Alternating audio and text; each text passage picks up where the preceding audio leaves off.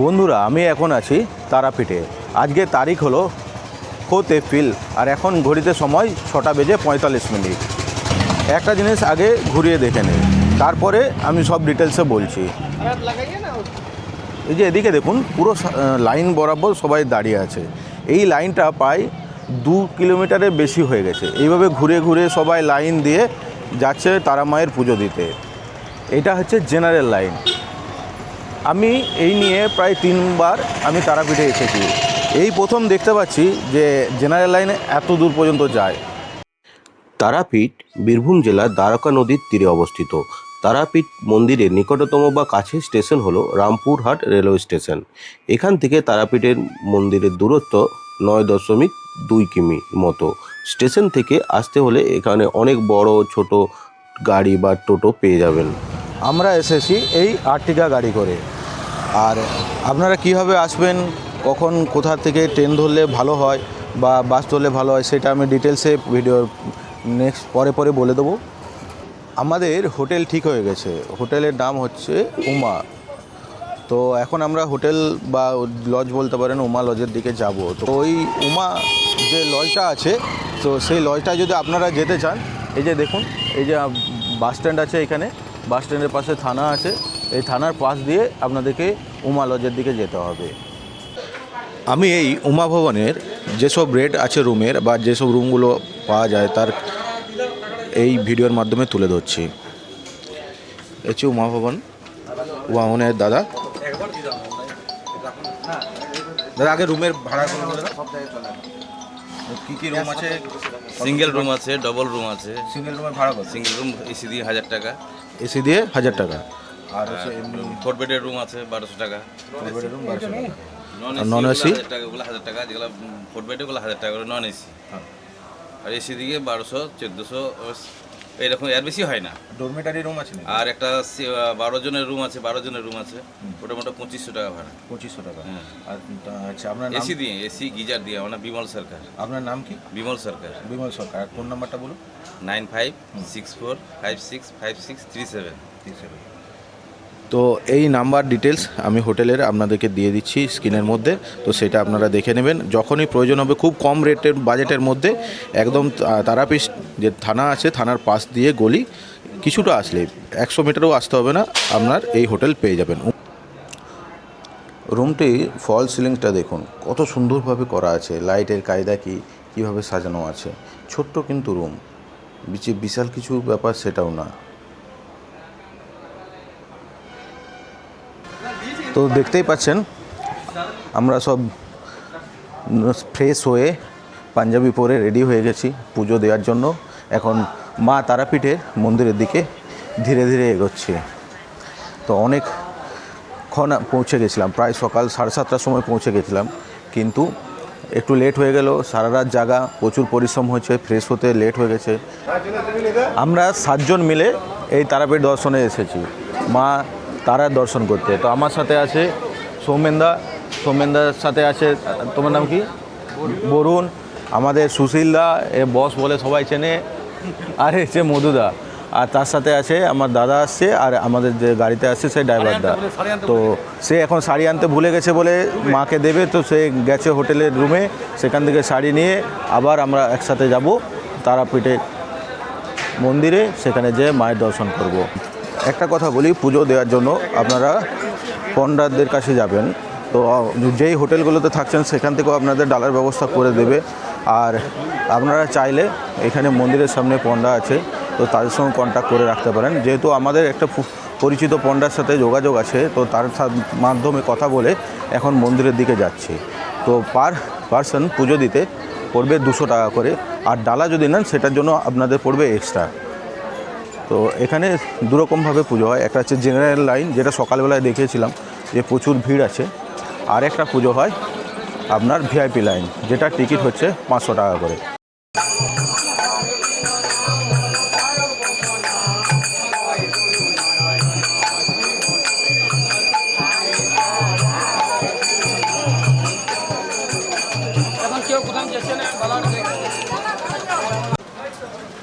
তো যখন আপনারা পুজো দিতে যাবেন, মন্দির দিকে যাওয়ার সময় এই ধরনের প্রচুর দোকান পাবেন, যেখানে আপনারা পুজো দেওয়ার জন্য যে দ্রব্যাদি সেগুলো কিনতে পারেন, নিজের থেকেও কিনতে পারেন বা এখানে যে দোকান ঠিক করে রাখবে হোটেল থেকে সেখানেও আসতে পারেন, যেটা আপনাদের সুবিধা হয়।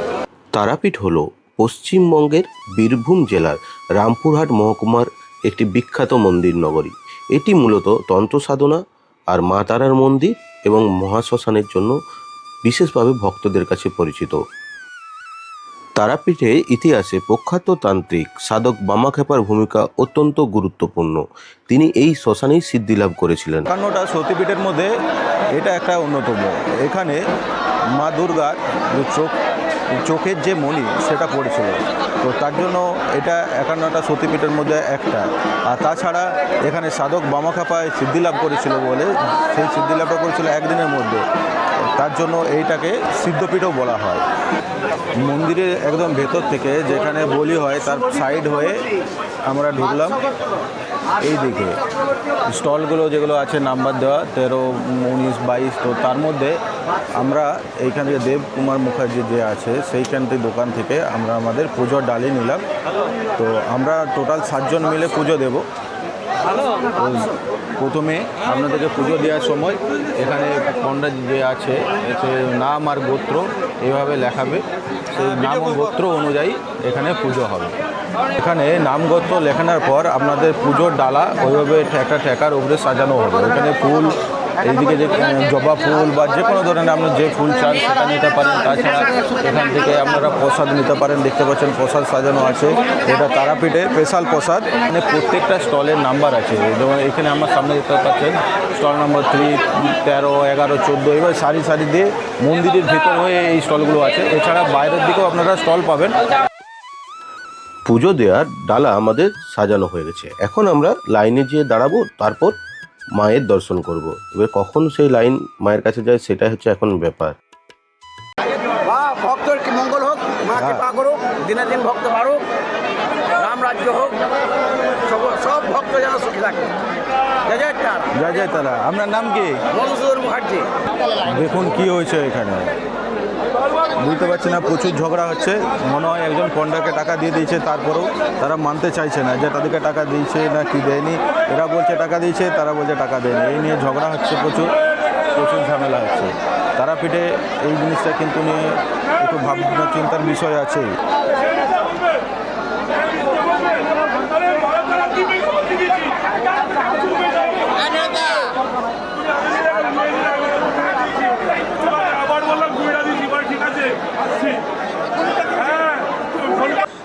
এই যে দেখুন, সবাই পুজো দেওয়ার জন্য ডালা সাজিয়ে এগিয়ে চলছে।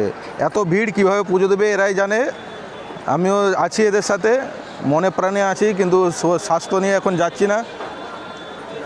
সুশীলদা এই যে পুরো একদম বরের ড্রেসে সেজে গুজে রেডি হয়ে গেছে। এই হলো তারাপীঠের সেই বিখ্যাত কুণ্ড। এখানে নাকি জল কখনো মরে না।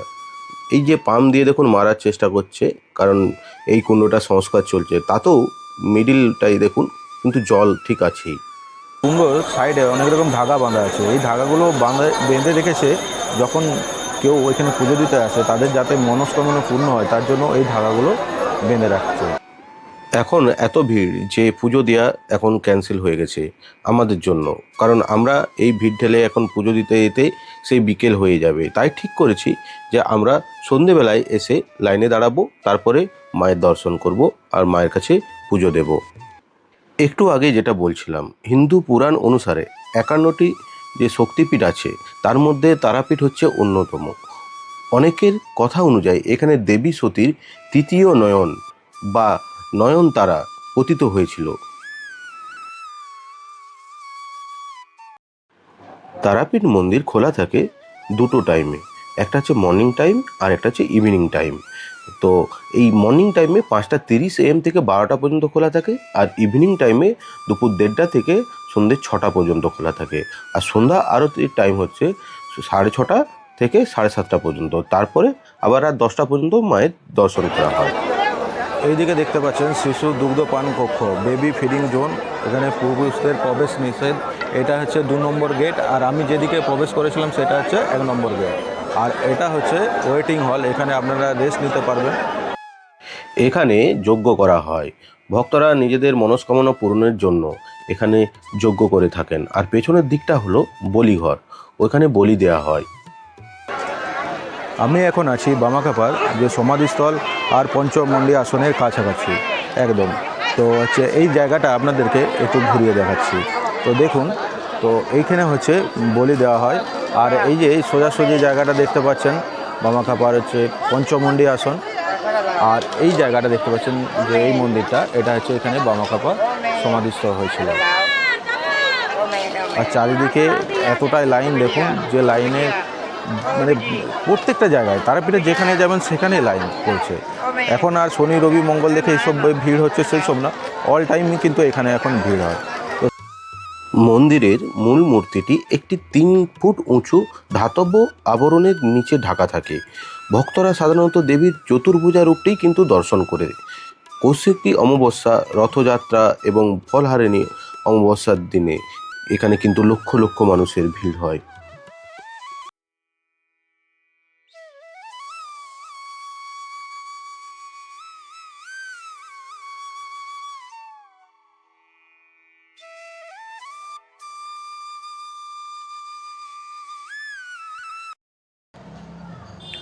বন্ধুরা, আমি এখন আছি তারাপীঠ মহাশ্মশানে।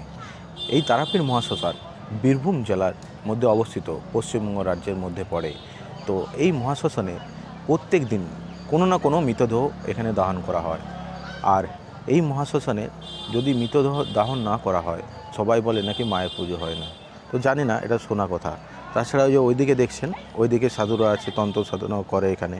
আর উপরে দেখতে পাচ্ছেন, উপরেও কিন্তু সাধু আছে, সেও এখানে তন্ত্র সাধনা করেন। তার পেছন দিকে আছে মা তারার ফটো, তার উপরে জবা ফুল দিয়ে সাজানো আছে।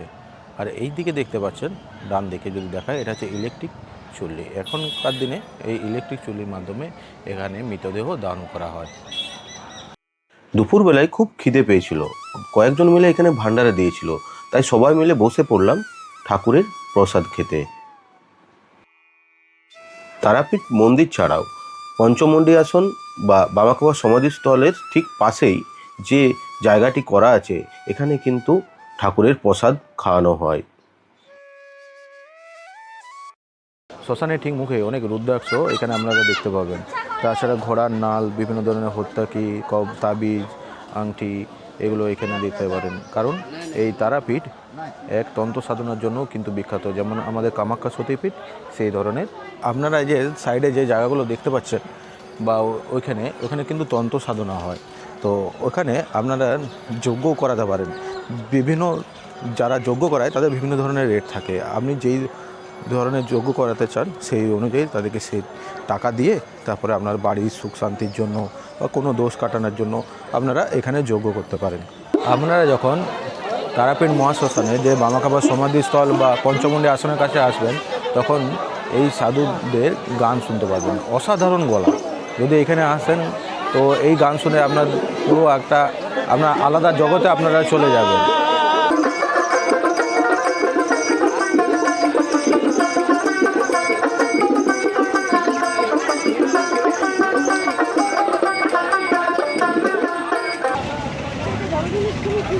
এটা হচ্ছে তারা মা সরণী। তো আপনারা যখন ভেতরের দিকে প্রবেশ করবেন তো এই গেটটা দিয়ে যেতে পারেন। তাছাড়া আমরা যেহেতু হোটেলের দিক থেকে গেছিলাম, তো আমরা সেদিকে শর্ট হয়েছিল বলে চলে গেলাম, কিন্তু আপনারা যখন যাবেন তো এই দিক দিয়ে প্রবেশ করবেন। তো সকালবেলায় পুজো দেওয়ার লাইনে কেউ দাঁড়াতে পারেনি, কারণ প্রচুর বড় লাইন ছিল আর পুজো দেওয়ার টাইমও পেতাম না। তো তার জন্য আবার চলেছি বিকেলবেলায় পুজো দেওয়ার চেষ্টা করতে। যদি পুজো দিতে পারি তাহলে এর থেকে বড়ো কিছু হয় না, লাইনে দাঁড়িয়েই যায়। তো আমার আগে আগে চলেছে দেখুন মধুদা, আমাদের সৌমেনদা, দাদা আছে আমার, সবাই মিলে একসাথে আবার চলেছি মন্দিরের দিকে। তারাপীঠে যেখান থেকে জেনারেল লাইন বা আপনার ভিআইপি লাইন শুরু হয় সেখানে, তো চারিদিকে এখনও ভিড়। এখন ঘড়িতে আপনার টাইম হয়েছে 5:41, তাতেও এত ভিড় যেটা আপনারা ভাবতেও পারবেন না। মানে সারাদিন পুরোটাই ভিড়। ঘড়িতে সময় এখন 6:30। দেখতে পাচ্ছেন সবাই লাইনে দাঁড়িয়ে আছে, মায়ের গেট বন্ধ হয়ে গেছে, কারণ এখন সন্ধ্যা আরতির টাইম। নিচে দেখছেন একপাশে যজ্ঞ হচ্ছে, আর এই যে ভিড় করে সবাই দাঁড়িয়ে আছে, এরা দাঁড়িয়ে দাঁড়িয়ে স্ক্রিনে সন্ধ্যা আরতি দেখছে। মন্দিরের ভিতরে কিন্তু দাঁড়িয়ে সন্ধ্যা আরতি দেখার কিন্তু নিয়ম নেই।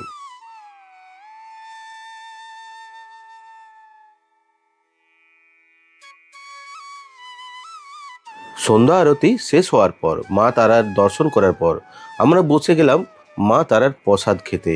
তো মন্দির চত্বরেই কিন্তু এই প্রসাদ দেওয়া হয়, একবার দুপুরবেলায় দেওয়া হয় 1টা-1:30টার পর, আর আরেকবার দেওয়া হয় সন্ধ্যা আরতির পরে। এবার আমাদের সবার হোটেলে যাওয়ার পালা। হোটেলে গিয়ে আমরা রেস্ট নেব, তারপরে সকাল সকাল উঠে আমরা মন্দিরের সব কিছু জায়গা ঘোরাঘুরি করে তারপরে যাব বামাকাপার জন্মস্থান আডলা গ্রামে।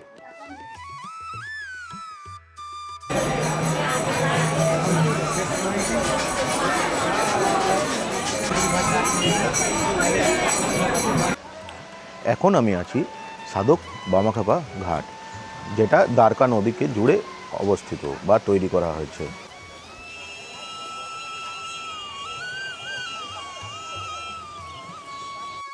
হঠাৎ করে এখানে একজন সাধুর সঙ্গে দেখা, সে আমাকে ডেকে বলল, আপনি কি সংবাদ মাধ্যম থেকে আসছেন? আমি তো বললাম না, আমি ইউটিউব ব্লগার, তো আমাকে একটা হেল্প করবেন। আমি দেখি কি শুনি কি হেল্প। আমার নাম শ্রী সুদর্শন মাঝি, হ্যাঁ, বাড়ি ব্রজলাল চক হলদিয়া, পূর্ব মেদিনীপুর। আমি ওই রাধাকৃষ্ণের মন্দিরে প্রতিদিন প্রভুকে গান শোনাই 2-3 ঘন্টা। আমি সকালে 7টা-8টা থেকে 9টা, 10টা, 11টা পর্যন্ত আমি প্রভুকে গান শোনাই, হরিনাম কৃষ্ণ নাম। আমাকে প্রতিদিন ঠোঙাই করে প্রতিদিন আমাকে প্রভুর প্রসাদ দেন। তারপর আমি শনিবার 8টার সময় গিয়ে ওখানে প্রভুর নাম গান শোনাচ্ছি। ওই মোবাইল নিচে রেখে দিয়ে আমি তার উপরে 40 টাকা এবং আমার ওই বিজেপির ওই গেঞ্জি ওর উপরে চাপিয়ে রেখেছি। ওই মোবাইল চালু আছে। আমাকে ওই প্রভু পুজো করতে করতে একটু আমাকে ওই দিনকার প্রসাদ দেয়। আগে ওই ঠোঙায় প্রসাদ দিত, ওই দিনকে আমাকে একটা লাড্ডু করে প্রসাদ দেয়। তারপর আমি হঠাৎ অজ্ঞান হয়ে যাই। তারপর যখন ঘুম ভেঙে দেখি আমার টাকা আর গেঞ্জি পড়ে আছে, মোবাইল নেই। আমি এর জন্য সুবিচার পাই। একটু আপনারা সাবধান সতর্কে থাকুন। এগুলো ইচ্ছে করে আমাকে করেছে, আমার মোবাইলটা নিয়ে নিচ্ছে, আমার দামি মোবাইল, তো আপনার রাধাকৃষ্ণের মন্দির থেকে। আপনার মোবাইলটা যে কোনো যে রিসিভ কপি আছে যে কিনেছিলেন, হ্যাঁ, তো ওই receipt রিসিভ copy কপি নিয়ে যে পুলিশ থানাতে কমপ্লেন থানায় করুন। আমি কমপ্লেন করেছি। তো এই থানায় ছাড়াও আমরা সাইবার ক্রাইম যে পুলিশ স্টেশন হয় না, হ্যাঁ। সেখানে যে কমপ্লেন করুন, দেখবেন আপনাকে ডেকে ফোন ওইখান থেকে দিয়ে দেবেন। তারপরে হ্যাঁ স্যার, আর একটা কথা, আমার ওই ফোনের নাম্বার হচ্ছে 8768427776। দয়া করে যদি পারেন আমাকে ফিরিয়ে দিন, এইটুকু আপনাদের কাছে আশা প্রার্থনা করি। ঈশ্বরের কাছে আশা প্রার্থনা করি যেন আমি আমার মোবাইলটি পাই, এইটুকু। একটু যে মোবাইলটা নিয়েছেন দয়া করে এনাকে ফেরত দিবেন। এগুলো কিন্তু উচিত না। একই চুরি করা মহাপাপ, তার উপরে এই ধরনের একজন সাধু মোবাইল নেওয়াটা উচিত হয়নি। ব্রহ্মার মানসপুত্র বশিষ্ঠদেব সাধন কেয়ার জন্য কামরূপে পাড়ি দেন, কিন্তু কামরূপ রাজার কামাখ্যায় স্বেচ্ছাচারে রেগে গিয়ে তিনি আসাম ছেড়ে দেন। এরপর তিনি সাধন পদ্ধতির জন্য রাঢ় বাংলাতে পাড়ি দেন। রাঢ় দেশে অন্তর্গত বক্রেশ্বরের ঈশান কোণে অবস্থিত দ্বারকা নদীর পূর্ব তীরে শ্মশানে প্রতিষ্ঠিত এক পঞ্চমুণ্ডী আসনে তিনি গভীর ধ্যানে বসেন এবং সিদ্ধিলাভও করেন। তিনি দেবী উগ্রতারার মাতৃরূপ দর্শন করেন। পরে এই আসনে সিদ্ধিলাভ করেন সাধক বামাক্ষেপা। আমরা এসেছিলাম 6 জন মিলে, তো গাড়িতে করে। তো আমাদের বাড়ি থেকে তারাপীঠের দূরত্ব প্রায় 240 কিলোমিটারেরও বেশি। তো আমাদের খরচাটা একটু বেশি হয়ে গেছে। তো আপনারা যদি ট্রেনে করে আসেন হাওড়া থেকে, তো আপ অ্যান্ড ডাউনের ভাড়া আপনাদের পড়বে 45-90 টাকা। ওইখান থেকে 9 কিলোমিটার আপনার স্টেশনের দূরত্ব, সেখানে হয়তো 100 টাকা করেও যদি পড়ে আপ অ্যান্ড ডাউন 200 টাকা। আর যদি দুজন মিলে যদি আসেন আপনারা, হোটেল ভাড়া ধরুন 1000 টাকাও যদি নেয় 500 টাকা করে পড়বে। আর ফুডের পারপাসে একজন 500 টাকা করে। টোটাল দেখতে গেলে দুজন মিলে যদি আসেন 2000 টাকার মধ্যে কমপ্লিট হয়ে যাবে। আর হোটেলের ভাড়া কিন্তু সব সময় এতটা বেশি না, এই যেদিনগুলোতে ভিড় থাকে তখন বেশি, নাহলে 500-600 টাকার মধ্যেও কিন্তু ডবল বেডের হোটেল পাওয়া যায়। মন্দির থেকে ফেরার পথে শ্রী 108 স্বামী নিগমানন্দ সিদ্ধপীঠ আমি দর্শন করে আসলাম। শ্রী শ্রী ঠাকুর নিগমানন্দ বামাখ্যাপার কনিষ্ঠতম শিষ্য। বামাখ্যাপা যেই আসনে সিদ্ধি লাভ করেছিলেন সেই আসনে বামাখ্যাপার পরে নিগমানন্দ ঠাকুরও সিদ্ধি লাভ করেছিলেন। এরপর আমাদের বাড়ি ফেরার পালা। আবার দেখা হবে মায়ের সাথে। জয় তারা। এখন আমরা এসে পৌঁছালাম বামাখ্যাপার জন্মস্থান আটলা গ্রামে। এখানে মানুষেরা 3-4টে বামাখ্যাপার ভিটে দেখায়, তো কোনটা অরিজিনাল কেউ জানে না। তার মধ্যে একটা কি দুটো জন্ম ভিটে আপনাদের সামনে আমি তুলে ধরবো। তো চলুন এখন সেই দিকেই যা যাক। এই হচ্ছে জাগ্রত মা বিলবো বাসিনীর মন্দির, আর এদিক দিয়ে শ্রী শ্রী বামাখ্যাপা বাবার মাটির আদি বাড়ি ও জন্মস্থান দর্শন করুন, এখানে লেখা আছে। তো এখানে এই ধরনের দেখুন, আগের দিকেও একটা আছে আর পেছন দিকেও আছে, এইভাবে 4-5টা জায়গায় আছে।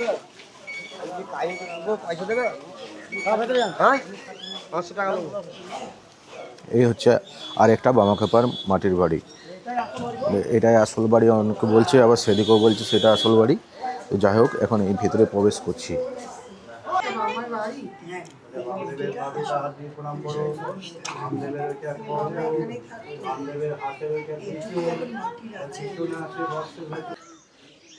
এই হচ্ছে আরেকটা জন্মভিটে, এখানেও কিন্তু বলে যে বামাখ্যাপা জন্মগ্রহণ করেছিল। তো ভিতরে কিন্তু ফটো তোলার নিষেধ, তার মধ্যে যতটা পারা সম্ভব আপনাদেরকে তুলে দেখাচ্ছি।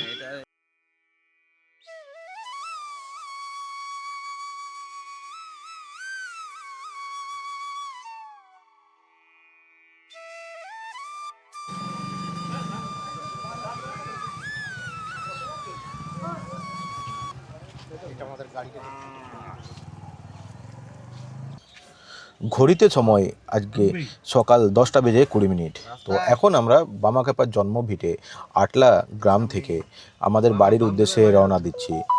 এই যে তারাপীঠ, তার সাথে সাথে বামাখ্যাপার যে জন্মস্থান, আমরা যে সবাই মিলে ঘুরলাম, তো আমাদের সাথে যারা একসাথে আসছি আমরা সবাই, তো তাদের কিছু বলে আপনাদের কাছে তাদের ভাষায় বোঝাচ্ছে। কেমন লাগলো মায়ের দর্শন? খুব ভালো, কতটা ভালো? এমন ভালো, মনটা ইচ্ছা এলে কেউ যদি না আসে বুঝতে পারবে না, আসতে হবে। এলে খুব মনের মতো বসতে হবে, ভালো করে শিখতে হবে, কিছু শেখার আছে এখানে, অনেক কিছুই আছে। আপনারা আসুন, তাহলে ভালো লাগবে সবার। এরপর দাদা তুমি বলো কেমন লাগলো? আপনারা অবশ্যই একবার আসবেন তারাপীঠ মায়ের দর্শন করতে। মায়ের স্থানে যে অপরূপ দৃশ্য, অপরূপ ভালোবাসা মায়ের, সেটা সব সময় থাকে। মায়ের দেখা পাওয়া তো ভাগ্যের ব্যাপার। মা চেয়েছে তাই আসি, বছরে 1বার 2বার 3বারও হয়ে যায়। মায়ের এখানে আসলে আসতেই মন যাবে। আপনারা আসবেন এবং সবাই এসে মা তারাকে পুজো দেবেন, দেখবেন জীবনে শান্তি ফিরে আসবে। এখন আমি এই ব্লগটি এখানেই শেষ করব। তো আপনারা ভালো থাকবেন, সুস্থ থাকবেন, আর আমার ব্লগটাই মাঝে মাঝে দেখতে থাকবেন। তো এখনের মতো টাটা, বাই বাই।